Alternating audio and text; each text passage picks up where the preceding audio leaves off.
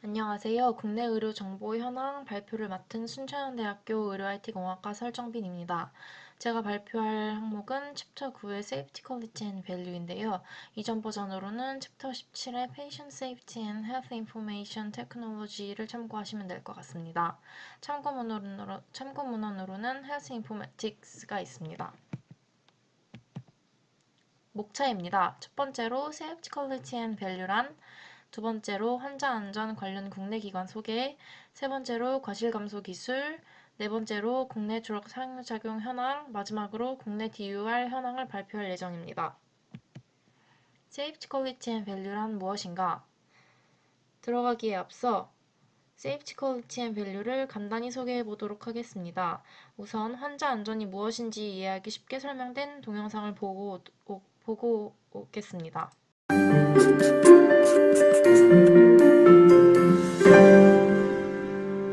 Meet Dan and Maria. Dan needs to go to the hospital for a scheduled surgery. Dan and Maria aren't concerned because hospitals are safe places, right? Unfortunately, not always. Hospitals are busy, complex places where many very talented and dedicated people do remarkable work and save lives every day. In hospitals with strong leadership and teams that work together, patient safety is a top priority. Strong teams reduce infection rates, put checks in place to prevent mistakes, and create strong lines of communication between hospital staff and patients and families.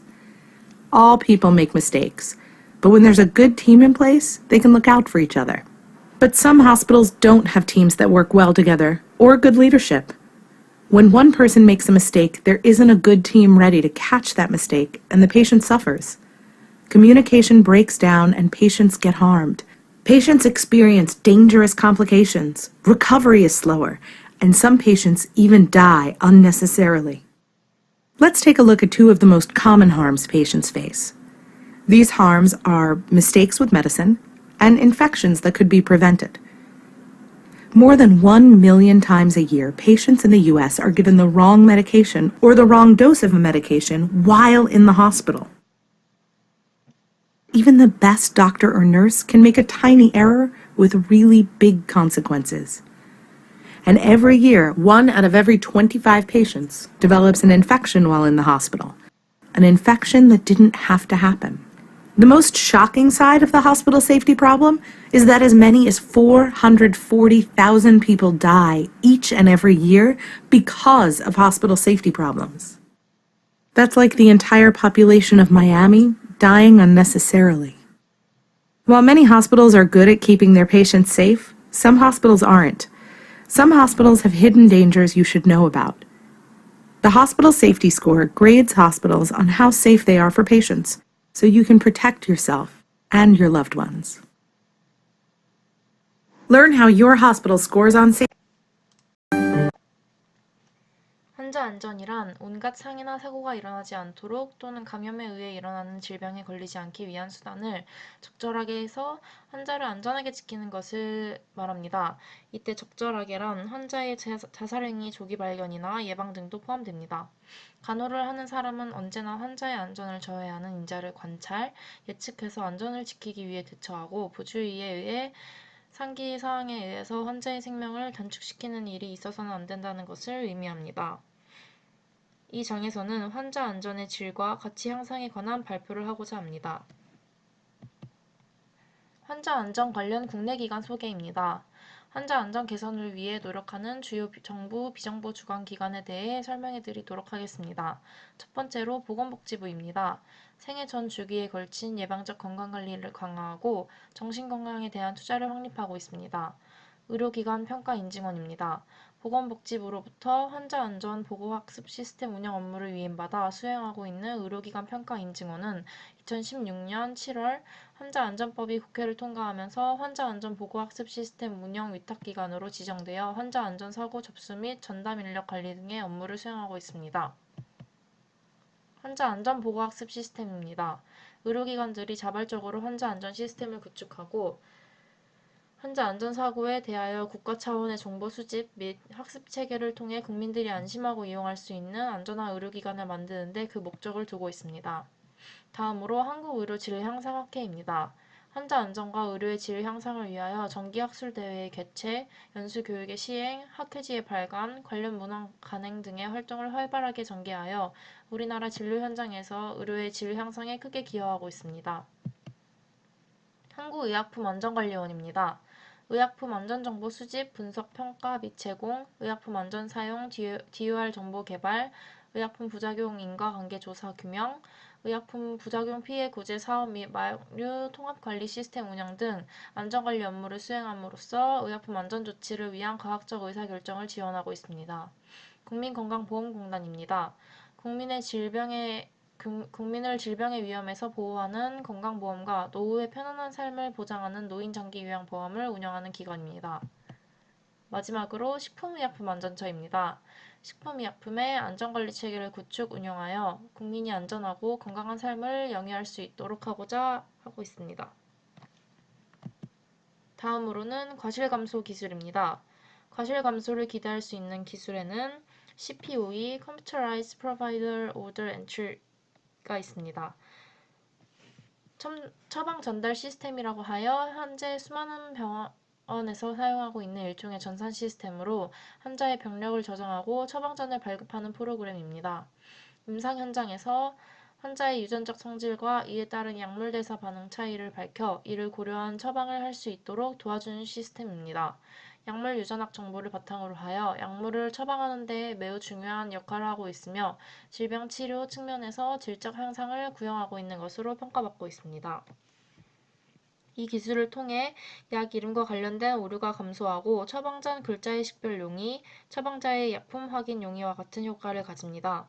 뿐만 아니라 환자의 상태와 약물에 대한 즉각적인 분석이나 약물 간의 상호작용이 더 용이해졌다는 장점을 갖고 있습니다. 도입 후로 투약 과실 발생률이 약 50%가 급감한 것을 여러 조사에서 보여주고 있습니다. 다음으로는 HIE, Health Information Exchanges라고 불리며 환자들 사이의 의사소통을 통해 안전을 향상시키고 의학 진단 수준을 향상, 네트워크를 사용하여 의료 정보를 수신해 환자 정보로 환자를 추적하며 환자의 입원, 퇴원 및 이송 기록의 교환과 중복 테스트 줄이기를 하고 있습니다. Automated Dispensing Cabinets, EMMA, Home Electronic Medication Management Systems, 파머시 디스펜싱 로봇 등 지금 보신 세 가지 모두 기계를 통해 약을 정해진 시간에 정량만큼 투약받을 수 있도록 해주는 시스템입니다. 노인과 같이 거동이 불편한 사람이나 의료 스태프 등 일손이 부족한 약국 등에서 효과적으로 사용됩니다. 스마트 IV 인퓨전 펌스 기술입니다. 스마트 정맥 주사 펌프라고 하며 정확한 양의 약물을 즉각적으로 투여 가능하도록 해주는 기계입니다. 약물 주사 과정에서 실수에 의해 발생하는 상해의 가능성을 감소시켜주는데 무선으로 데이터를 전송하여 작동하는 것도 가능하여 접근성이 뛰어납니다. 의료 IT와 가장 밀접한 기술 중 하나라고 할 수 있습니다. 다음으로 BCMA 기술입니다. 바코드 기반의 치료 관리 시스템으로 바코드를 통해 약물 관련 정보 시스템 혹은 CPOE에 접속하여 여러 정보를 저장하거나 불러오는 방식으로 작동합니다. 간호사가 환자의 바코드를 자신의 바코드기로 스캔하면 제 시간에 치료가 되고 있는지 등의 정보를 얻을 수 있습니다. 하지만 비용이 많이 들고 많은 종류의 바코드 스캐너가 필요하다는 단점 때문에 통용되기까지 시간이 걸릴 것으로 예상되고 있습니다. 마지막으로 RFID, Radio Frequency Identification 기술입니다. 건물 출입증에서도 쓰일 정도로 이미 일상에서 상용화되어 있는 RFID 기술은 바코드 기술과 거의 유사하지만 태그가 젖어도 읽을 수 있다는 장점 때문에 혈액팩이나 IV 수액팩에서 더 유용합니다. 스캐너가 다소 비싸긴 하지만 태그에 따라 서로 다른 주파수를 인식하는 시스템이기 때문에 소량의 스캐너로도 가능하다는 장점으로 이미 사용되고 있는 기술입니다. RFID 기술은 국내에서도 많은 기업에서 생산되고 있으며 지금은 RFID 전문 시스템 개발자가 따로 있을 정도로 많이 사용되고 있는 기술입니다. 국내에서는 삼성서울병원에서 최초로 지능형 능동적 RFID 시스템을 기반으로 하는 스마트 건강검진 프로그램을 구축하였습니다. 웹 또는 본인 스마트폰 어플리케이션을 통해 예약과 동시에 문진표를 작성하며 문진을 마치고 검사실 근처에 가면 RFID 시스템과 연동돼 자동으로 수신자를 정확하게 인식하여 휴먼 에러를 최소화하고 검사실 직원이 대기 현황을 쉽게 확인해 검사 진행 속도를 높입니다. 그 외 국내 기술로는 세란병원의 로봇 인공 관절 수술이 있습니다. 수술 과정에서 실시간으로 정보가 교환됨에 따라 수술 중 발생할 수 있는 불균형을 집도의 판단과 마코 로봇의 정확한 계산하에 미리 뼈의 절삭 정도와 인대의 장력을 유연하게 수정하며 진행할 수 있는 것이 가장 큰 특징입니다. 일반적인 인공 관절 수술과 비교하여 뼈 절삭을 위한 기구들의 장착이 필요 없어 절개 부위가 짧아질 수 있습니다. 통증은 물론 흉터 부위도 적고 출혈도 줄여줍니다. 이에 따라 환자들의 질환 진행 정도와 상태에 따라 무수혈로도 치료가 가능합니다. 국내에서는 보시는 것과 같이 로봇, 인공지능 AI와 결합한 수술 및 처방의 정확성을 높이는 기술을 개발하려는 노력을 많이 하고 있습니다. 국내 드러그 상호작용 현황입니다. 두 종류 이상의 약물을 적용하는 경우 두 개의 약물이 서로 작용을 상쇄하는 경우를 기량이라고 합니다. 이와 같은 약의 기량작용은 약물 중독의 처치에 불가결한 것이 많으며 또한 한 약물의 흡수, 생체 분포 생체 내 변화, 배설이 다른 약물에 의해서 변화하는 상호작용으로 자재 병용이 행해지고 있는 현재에는 특히 주의를 요하고 있습니다. 다음에 보실 동영상으로 더 자세한 설명 보고 가겠습니다. 현대인들의 스트레스 증가, 또 고령화 등의 영향으로 만성질환 앓고 계시는 분들이 많은데요. 이 경우에는 지속적으로 약을 복용하게 됩니다. 그런데 다른 증세가 있어서 한 번에 약을 2가지 이상 복용하게 될 경우 약효가 떨어지거나 또 부작용을 일으켜서 오히려 위험할 수도 있다고 하는데요. 네, 보다 자세한 내용 대한약물역학위회 관리학회 총무이사를 맡고 계신 경의료원 약제본부 최혁재 팀장 연결해서 알아보겠습니다. 안녕하십니까? 네, 안녕하십니까? 네, 반갑습니다. 우리가 이제 아프게 되면요, 여러 가지 증상이 나타나지 않습니까? 네네. 그럴 때 약을 좀 여러 가지 함께 먹게 되는데, 이럴 때 좀 좋지 않은 위험한 약이 있다고 합니다. 이런 약들을 병용 금기 약물이라고 부르는 게 맞나요? 네, 그 약하고 약도 궁합이 맞지 않는 것을 먹게 되면 오히려 건강에 문제가 생길 수 있습니다. 네. 그래서 이 병용금기 약물이라는 것은 2가지 이상의 의약품을 함께 사용할 때 부정적인 상호작용이 발생하는 조합을 말합니다. 그로 인해서 그 매우 심각한 부작용이 생기거나 아니면 약효가 감소돼가지고 치료가 실패되는 것이 우려되기 때문에 같은 환자에게 동시에 처방되거나 조제되어서는 안 되는 의약품을 말합니다. 그렇다면 병용 금기 약품 어떤 것들이 있을까요? 지금 계속 그 조합이 업데이트되고 있는데요. 현재까지 한국의약품안전관련해서 지정한 것만 775가지가 밝혀져 있습니다. 네. 계속해서 추가적으로 좀 더 구체적으로 설명을 해주실 수 있을까요? 네네. 그 병용금기약으로 사실상 그 가끔씩 아플 때만 먹는 약보다 오랫동안 먹어야 하는 약에서 경우가 자주 발생하는데요.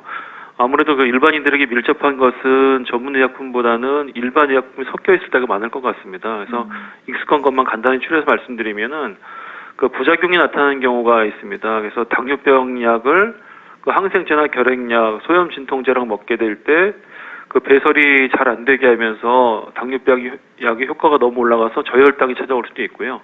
결핵약 같은 경우에도 간질약이 부작용을 하다가 더 올리는 경우가 있습니다. 효과가 떨어지는 경우도 있는데요. 그 속 쓰릴 때 먹는 제산제는 다른 약품과 같이 먹게 되면은 약물이 흡수되는 것을 차단하기 때문에 같이 먹으면 안 되는 것이 맞고요. 경구용 피임약 같은 경우에도 항생제를 함께 복용하게 되면은 그 피임 효과가 떨어지기 때문에 다른 피임법을 찾는 것이 좋습니다.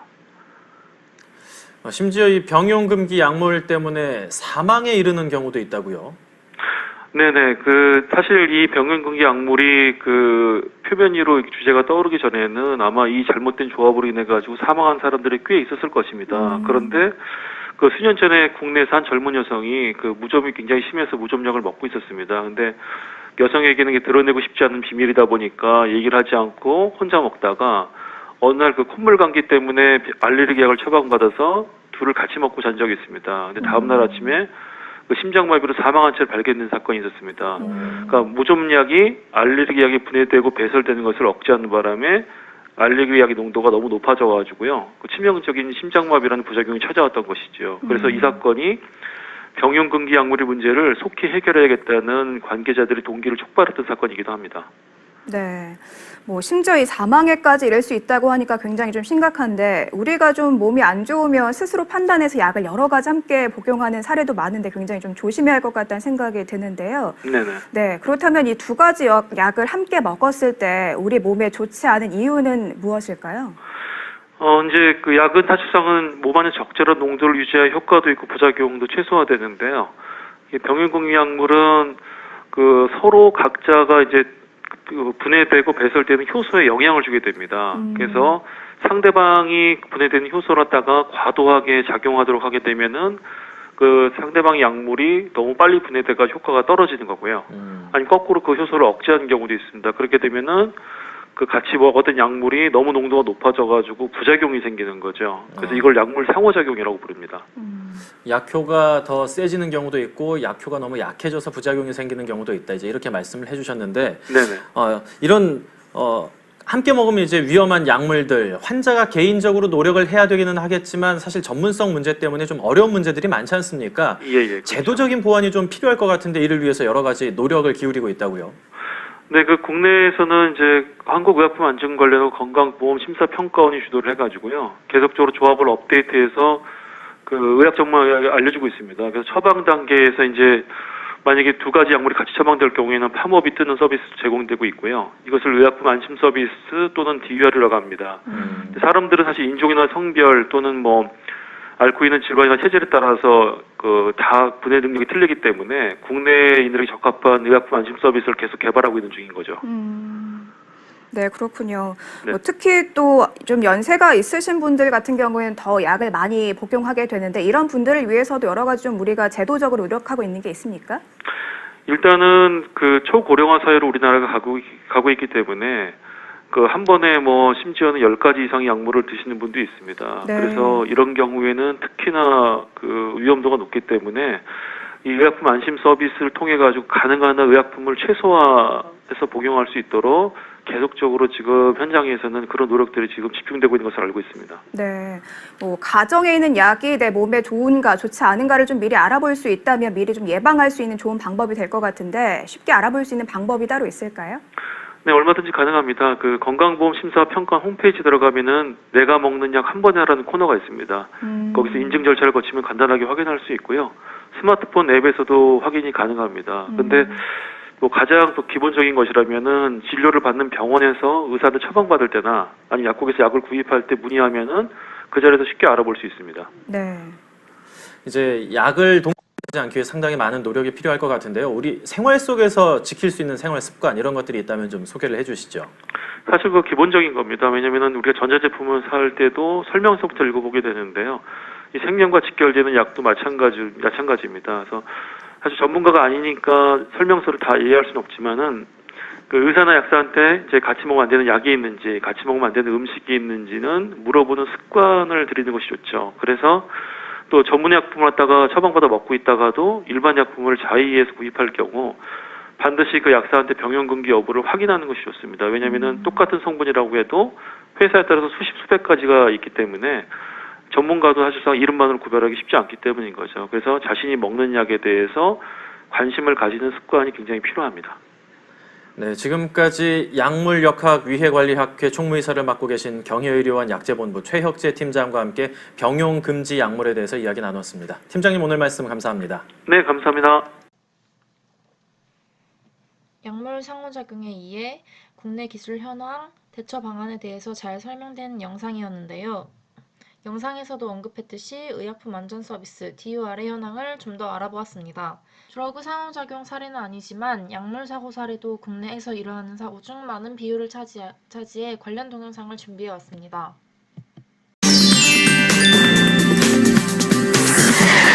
교통사고를 당한 후 병원에 입원한 환자 A씨. 과거 진통제 A에 알레르기 반응 이력이 있었기에 의사는 진통제 B를 처방했는데요. 하지만 간호사는 처방을 정확히 확인하지 않았고 일반적으로 자주 쓰이는 약품인 진통제 A를 주사하고 말았습니다.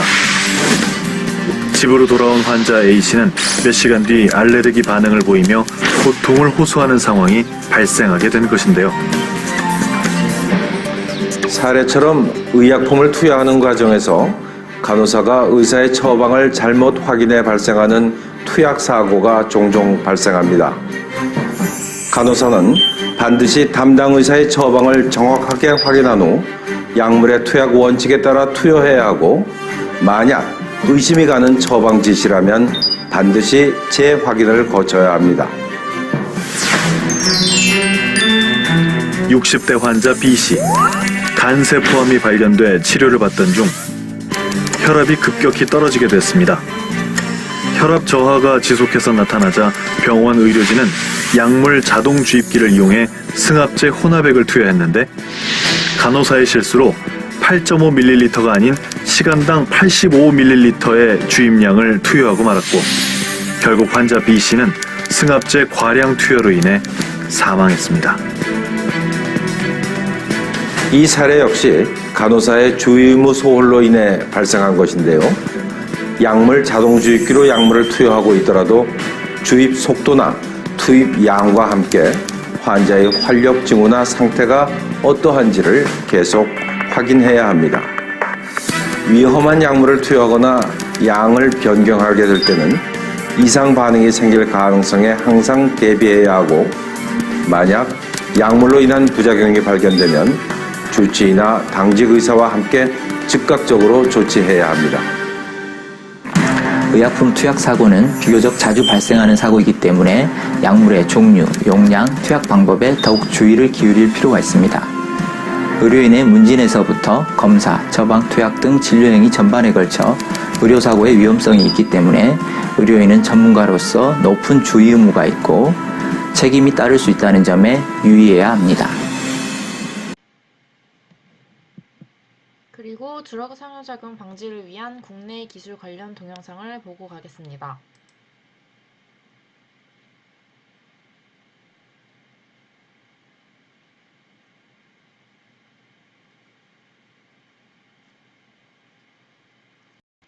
국내 연구진이 약물 간 상호작용을 예측할 수 있는 인공지능 시스템을 개발했습니다.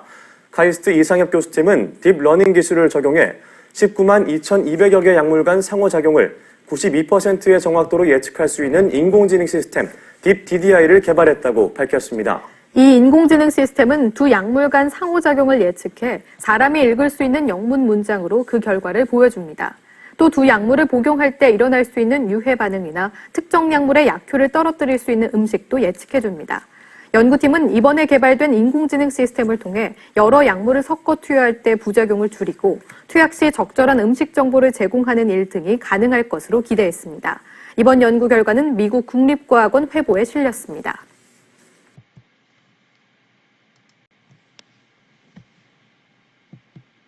마지막으로 국내 DUR 현황입니다. DUR이란 의약품 적정 사용으로서 병용시 또는 어린이, 노인, 인부에게 투여 시 주의해야 하는 의약품 정보 등을 알리고 정해진 기준에 따라 약물 사용이 적절하게 이루어지는지 점검하고 평가하는 제도입니다. DUR의 주요 목적은 예방할 수 있는 부적절한 약물 사용을 미연에 방지함으로써 부작용을 예방하고 환자에게 제공하는 의료 서비스의 질을 향상시키며 의약품을 안전하게 사용할 수 있는 환경을 조성합니다. DUR 정보의 다양화 관련 표입니다. 이 표를 보시면 알 수 있다시피 2004년 병용 금기 특정 연령대 금기 도입서부터 시작해 2016년 헌혈주의 도입까지의 현황을 보실 수 있습니다.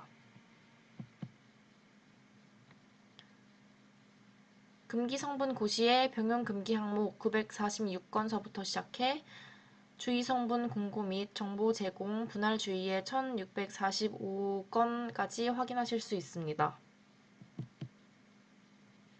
의약품 적정 사용 자료 개발 현황입니다. 의약품 적정 사용 정보집 식품의약품안전처와 한국의약품안전관리원에서는 전문가를 위한 의약품 적정 사용 정보집을 발간하고 의약품 처방, 조제 시 참고 자료로 활용하도록 하고 있습니다.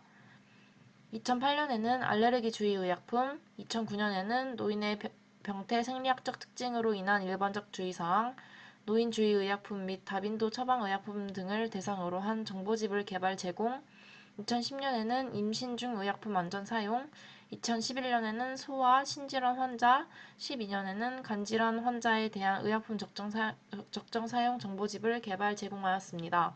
2015년에는 최신 의약품 정보를 바탕으로 노인에 대한 의약품 적정 사용 정보집을 개정하였으며 노인에서 다빈도로 쓰이는 의약품 등에 대한 정보를 보강하였고 2017년에는 신질환, 간질 환자에 대한 의약품 적정 사용 정보집을 최신화하여 개정하였습니다. 보다 안전한 의약품 사용이 이루어질 수 있도록 도모하고 있습니다. 의약품 안전 사용 교육 홍보입니다. 식품의약품안전처와 한국의약품안전관리원에서는 전문가뿐 아니라 대국민 대상 의약품 안전 사용 교육 자료를 개발 배포함으로써 안전한 의약품 사용 문화 조성에 기여하고 있습니다. 2015년에는 어르신을 위한 의약품 안전 사용에 대한 리플릿을, 2016년에는 다약 재복용을 하는 어르신을 위한 의약품 안전 사용 리플릿을 개발 제공하였고 어르신 지킴이 복약 수첩을 개정하였습니다. 2016년에는 임신 준비부터 수유까지 임산부에서 의약품 안전 사용에 대한 리플릿과 여성 생애 주기별 의약품 안전 사용에 대한 수책자를 개발 제공하였으며 2017년에는 고연령 임산부가 증가하는 환경 변화에 맞추어 고혈압 약과 고지혈증 약을 중심으로 임부금기 의약품에 대해 이해를 도모할 수 있는 안내 자료를 제작하여 제공하였습니다. 마지막으로 Safety, Quality and Value를 향상시키려면 어떻게 해야 하는지 동영상 보고 발표 마치도록 하겠습니다.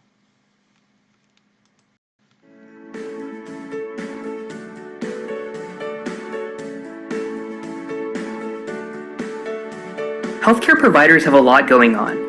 They have to keep costs down, see more patients, and keep up with all the new medical advances. And that's no small feat. We have treatments and operations available now that wouldn't have been remotely possible just a few decades ago. Things like statins to treat high cholesterol, targeted cancer therapies, and bionic limbs are revolutionizing patient care. However, in this push for the latest and greatest, it seems that healthcare providers are often forgetting the basics by making simple mistakes that end up costing far too many dollars and lives. For example, improvements in surgical methods allowed over 2,200 heart transplants to be performed in the US last year. With this number, the US has become the international leader in transplant surgeries, and with almost a 90% one-year survival rate, this is incredible. But this is nearly the same number as the surgeries that were performed on the wrong site. This includes mistakes such as removing the wrong kidney, performing the wrong operation, or operating on the wrong patient. The lowest estimates state that over 98,000 people a year die because of mistakes in hospitals, but they could be as high as 440,000. This would place medical errors as the third leading cause of death in the United States, behind heart disease and cancer, but ahead of stroke, Alzheimer's, diabetes, influenza, and pneumonia. We are human, we make mistakes, but there's no excuse for taking out the wrong kidney. There's no excuse for over 60% of healthcare workers not properly washing their hands before and after each patient encounter. There's no excuse when a patient who needed Prenexa, a prenatal vitamin, was instead given Pradaxa, an anticoagulant to prevent strokes. Safety should not be taken for granted, and actively pursuing quality improvement can make a huge difference. Let me give you an example. At UT Southwestern in 2012, it was noticed that there were 135 catheter-associated urinary tract infections across the hospitals. After having trained observers watch catheter placement, it was found that only 5 of 17 elements critical to proper catheter placement were consistently being followed. By standardizing procedures and training nurses, within just 1 year, catheter-associated UTIs were cut by 45%. Saving an estimated $61,000. Nationally, hospital-acquired infections cost $30 billion a year and countless lives. We can stop these infections. We can stop these mistakes. Join the movement, because quality is everyone's responsibility.